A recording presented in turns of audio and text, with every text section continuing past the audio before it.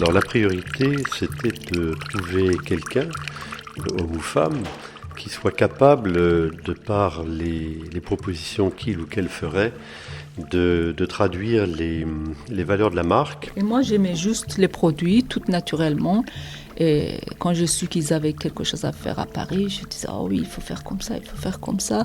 Donc, j'avais très envie de le faire. Mariam Ashford connaissait les produits Velleda et à partir de sa connaissance des produits Velleda et des valeurs qu'elle avait pu percevoir à travers les produits, elle a fait une proposition d'aménagement du lieu ici qui nous a séduits.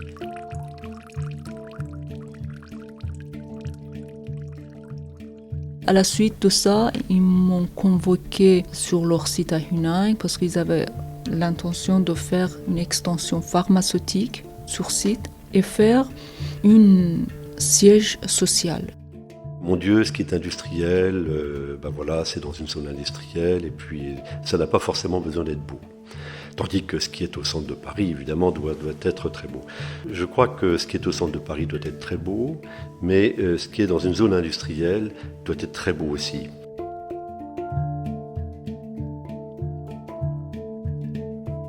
Velleda a décidé que ça sera à moi de dessiner l'ensemble de ces opérations pour donner une unité. Le bâtiment existant, le bâtiment pharmaceutique, le hall d'accueil et les bureaux. Donc ils m'ont confié le dessin de l'ensemble, l'enveloppe des bâtiments.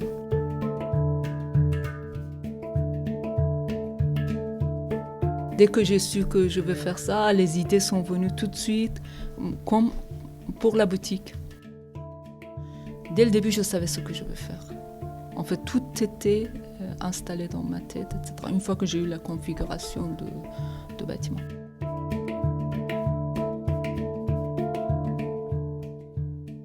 Nous souhaitions que la partie accueil et bureau de Huningue soit marquée du sceau de la transparence. Et ça, c'était le hall d'accueil imaginé dès le début. Moi, je voulais vraiment, puisque je me trouvais entre deux murs, coincer cette hall qui fait 24 mètres de long et 12 mètres de hauteur. Je voulais que ça soit transversal. Je voulais aussi le maximum de lumière naturelle, d'où l'idée de cette toiture ajourée aux formes libres percée dans une voile de ductal.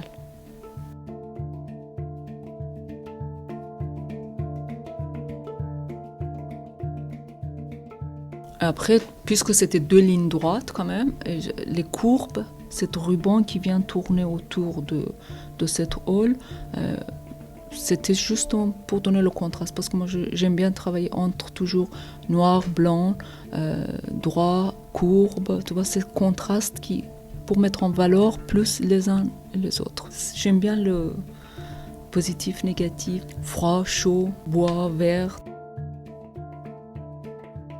Ce côté droit, c'est le bâtiment pharmaceutique avec l'extension.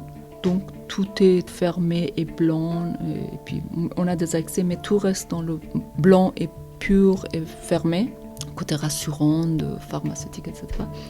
Et de ce côté, l'ouverture après va vers le bâtiment administratif, les bureaux. Comme il y a eu à Paris un petit de 16 mètres carrés, et là on a un mur végétal de 70 mètres carrés.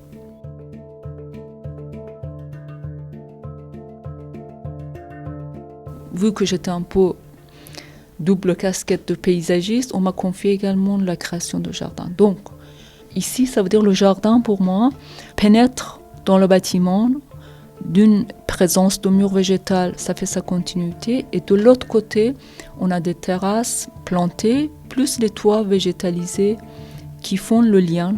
Et le hall reste transversal, plein de lumière. Et on a cette vision quand on rentre, qu'on voit le jardin de l'autre côté aussi. Et ça, c'est le nombre de 50 plantes utilisées par Velleda pour fabrication de cosmétiques ou médicaments.